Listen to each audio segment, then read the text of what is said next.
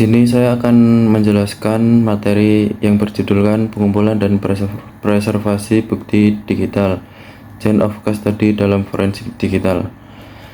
Pada slide ini memperkenalkan topik utama, yaitu bagaimana sebuah bukti digital dikumpulkan, dijaga, dan dipertanggungjawabkan secara hukum.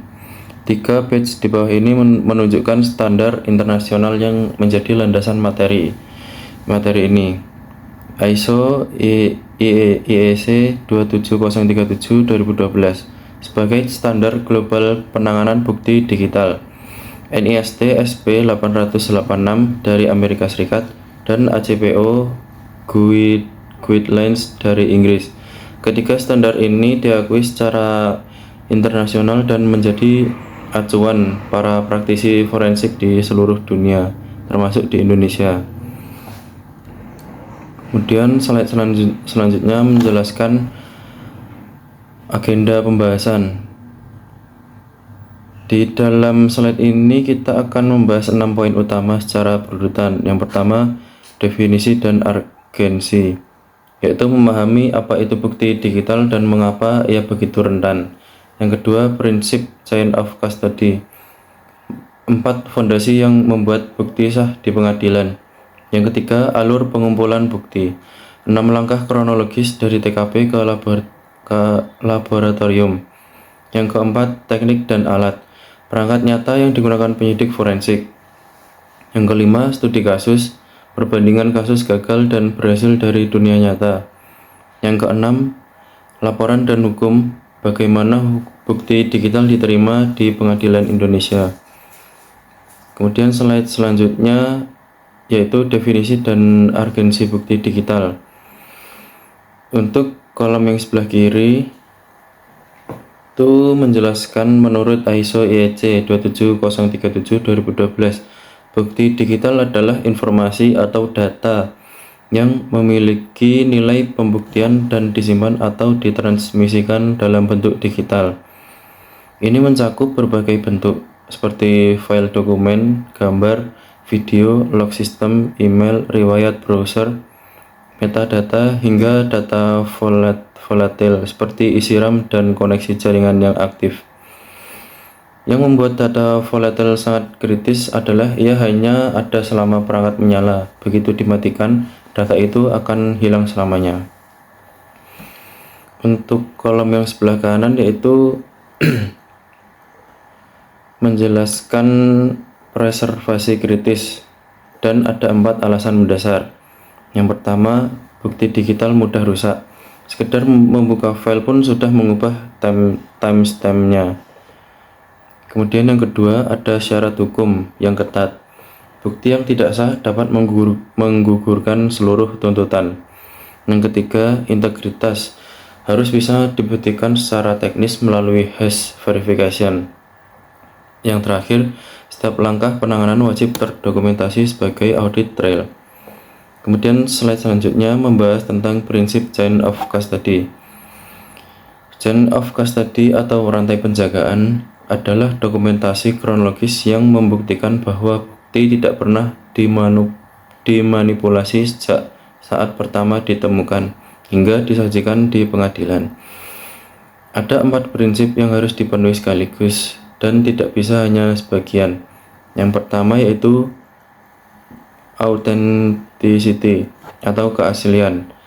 Bukti harus terbukti asli, bukan hasil rekayasa atau modifikasi.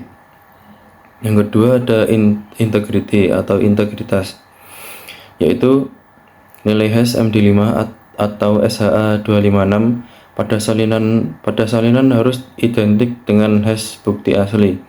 Jika bit saja berubah, hash akan berbeda total. Yang ketiga, chain of possession atau rantai kepemilikan. Setiap orang yang pernah memegang bukti harus tercatat, yang berisikan nama, jabatan, waktu, dan tujuan. Yang keempat, documentation atau dokumentasi, berisikan formulir, foto, label, log, semua harus ada dan lengkap. Kemudian slide selanjutnya, alur pengumpulan dan preservasi bukti.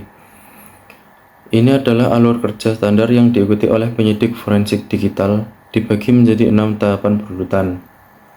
Yang pertama, identifikasi.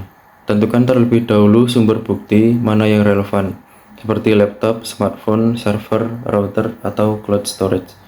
Yang kedua, preservasi.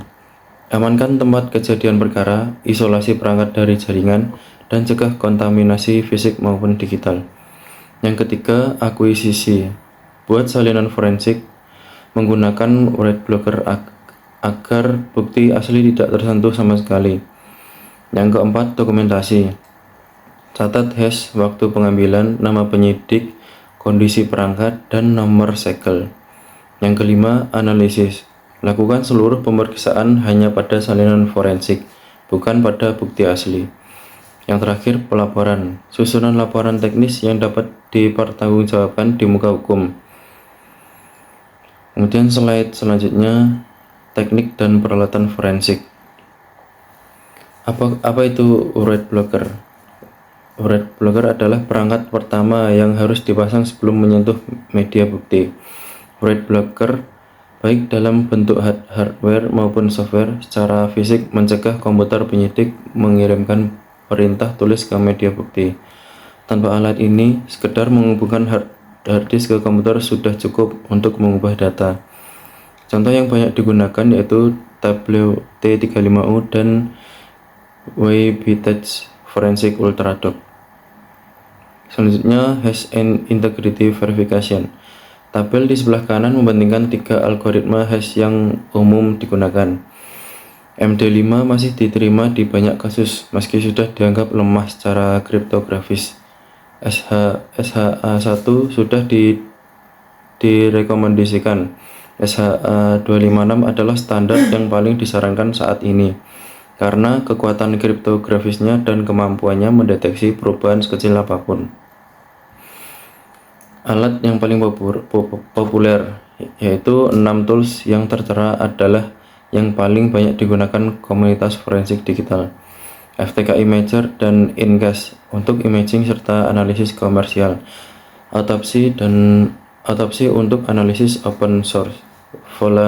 Volatility khusus untuk analisis memori RAM. Wireshark untuk forensik lalu lintas jaringan. Dan DD atau DCFLDD untuk imaging berbasis command line di Linux. Untuk slide selanjutnya, formulir chain of custody. Slide ini menampilkan simulasi formulir COC yang sesungguhnya diisi di lapangan. Yang pertama, nomor kasus dan tanggal. Setiap kasus memiliki nomor unik untuk keperluan arsip dan pengadilan. Yang kedua, nama dan jabatan penyidik. Identitas yang bertanggung jawab atas bukti sejak awal. Yang ketiga, deskripsi dan jenis media. Berisikan spesifikasi fisik barang bukti yang detail seperti merek, serial number, dan kapasitas. Yang keempat, hash MD5 dan SHA-256 yang berisikan 2 nilai hash dihitung sebelum imaging dimulai dan dicatat di formulir ini. Yang kelima, lokasi pengambilan yang berisikan di mana tepatnya bukti ditemukan, karena lokasi adalah bagian dari konteks hukum. Selanjutnya, kondisi perangkat yang berisikan apakah menyala atau mati saat disita. Ini sangat penting karena menentukan apakah volatile data masih bisa diselamatkan. Yang terakhir, alasan penyitaan dan dasar hukum yang berisikan menjamin bahwa penyitaan dilakukan secara legal. Untuk slide selanjutnya, studi kasus. Dua kasus nyata ini memberikan gambaran yang sangat jelas mengapa chain of custody bukan sekedar formalitas. Yang pertama ada kasus gagal Scott Patterson pada tahun 2004. Dalam kasus pembunuhan terkenal di Amerika ini, penyidik menghidupkan laptop tersangka secara langsung tanpa write blocker. Akibatnya, proses boot Windows secara otomatis mengubah 17 file timestamp di pengadilan.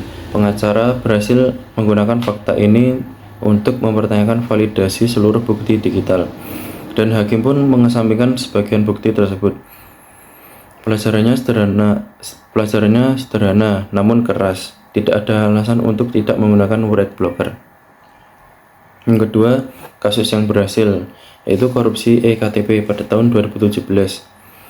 Tim forensik KPK mengerjakan kasus ini dengan sangat sistematis. Mereka menggunakan Tableau Red Blocker dan FTK Imager untuk mengambil image dari 3 laptop tersangka. Setiap bukti diberi hash SHA-256 dan chain of custody didokumentasikan melewati 7 kali perpindahan tangan, semua dengan tanda tangan. Hasilnya, seluruh bukti digital diterima hakim. Percakapan BBM dan transfer dana terbukti sah, dan terdakwa dijatuhi hukuman 15 tahun penjara. Untuk slide selanjutnya, simulasi alur kerja di TKP. Pada slide ini membawa kita langsung ke situasi nyata. Skenario-nya adalah adanya laporan bahwa pegawai PT Datacorp diduga mencuri data pelanggan. Sebagai penyidik, inilah yang harus dilakukan. Yang pertama, preservasi volatile data. Jangan matikan komputer dulu, jalankan WinMem untuk melakukan rem dump. Di dalam rem bisa terdapat password yang sedang aktif, koneksi jaringan tersembunyi, dan proses malware yang belum tersimpan ke disk. Begitu komputer dimatikan, semua itu hilang permanen. Langkah yang kedua yaitu imaging hard disk. Setelah volatile data aman, hubungan hard disk ke Red Blocker Tableau T35U, kemudian gunakan FTK Imager untuk membuat salinan forensik dalam format EO1 yang sudah terkompresi dan mengandung metadata lengkap. Yang langkah ketiga, verifikasi hash. Jalankan perintah SHA-256 sum pada file image hasil. Nilai hash ini harus dicocokkan dengan hash yang dihitung langsung dari disk asli. Jika keduanya identik karakter per karakter, integritas terbukti. Langkah keempat, dokumentasi. Catat semua hal, waktu pengambilan tepat ke detik, nilai hash lengkap, nama penyidik, kondisi barang, foto barang bukti dan berbagai sudut. Pasang evidence tab bernomor seri dan isi formulir COC di tempat. Kemudian slide selanjutnya menjelaskan laporan forensik dan admissibility di pengadilan. Syarat admissibility atau kolom yang berada di dalam kolom kiri agar terbukti digital bisa diterima dan digunakan di pengadilan, ia harus memenuhi 5 syarat sekaligus. Yang pertama, relevan, langsung berhubungan dengan fakta yang dipersengketakan dalam perkara. Yang kedua, autentik, yang berisikan hash match, membuktikan data persis sama dengan yang ditemukan di TKP. Yang ketiga, andal, yang berisikan diperoleh menggunakan metode ilmiah yang dapat diuji ulang dan diverifikasi. Yang keempat, lengkap, tidak hanya mengambil bagian yang menguntungkan, tapi mencerminkan gambaran yang utuh. Yang kelima, proporsional, memanfaatkan pembuktian harus lebih besar dari potensi prasangka yang mungkin ditimbulkan. Kemudian ada landasan hukum Indonesia yang kolom sebelah kanan. Yang pertama ada UU ITE nomor 11 tahun 2008 pasal 5 secara eksplisit menyatakan informasi dan dokumen elektronik sebagai alat bukti yang sah. Yang kedua, UU ITE pasal 43 memberikan kewenangan penyidik untuk menyita dan menganalisis barang bukti elektronik. Yang ketiga, KUHP pasal 184 mengakui petunjuk berbasis data elektronik. Yang keempat, Peraturan Perundang nomor 71 tahun 2019 mengatur tata cara penggunaan sistem elektronik termasuk prosedur forensik. Untuk slide yang selanjutnya membahas kesalahan fatal dalam forensik digital. Pada slide ini adalah slide peringatan keras. 6 kesalahan berikut sering terjadi di lapangan dan bisa menghancurkan seluruh proses investigasi. Yang pertama, menyalakan perangkat langsung atau kritis. Saat Windows atau Android boot, sistem otomatis menulis ke puluhan file. Timestamp berubah, perfect dibuat, page file dimodifikasi, bukti sudah terkontaminasi sebelum analisis dimulai. Yang nomor 2, mencabut perangkat tanpa prosedur. Jika hard disk sedang dalam proses penulisan, pencabutan mendadak bisa menyebabkan korupsi data permanen. Harus ada prosedur unmount yang benar. Yang ketiga, tidak mengisolasi perangkat mobile. Smartphone yang masih terhubung ke jaringan terus menerima notifikasi, pesan, dan sinkronisasi cloud yang bisa menimpa data penting. Solusinya yaitu masukkan segera ke Faraday Bag yang memblokir semua sinyal. Yang keempat, tidak menggunakan write blocker. Ini adalah kesalahan paling fundamental. Tanpa write blocker, tidak ada cara teknis untuk membuktikan bahwa data tidak dimodifikasi selama proses imaging. Kemudian slide selanjutnya ringkasan dan referensi. Terdapat 5 case takeaway. Ini adalah inti dari seluruh materi yang harus dibawa pulang. Yang pertama, chain of custody adalah fondasi. Tanpanya, temuan secanggih apapun tidak berguna di pengadilan. Yang kedua, write blocker adalah non-negotiable. Tidak ada situasi yang membenarkan absennya alat ini. Yang ketiga, HSHA 256 adalah bukti integritas yang objektif dan tidak bisa dimanipulasi. Yang keempat, setiap perpindahan tangan bukti wajib disertai dengan tanda tangan dan catatan waktu. 5. Salinan forensik adalah satu-satunya media yang boleh dianalisis. Mungkin itu saja yang dapat saya sampaikan. Kurang lebihnya mohon maaf. Wassalamualaikum warahmatullahi wabarakatuh.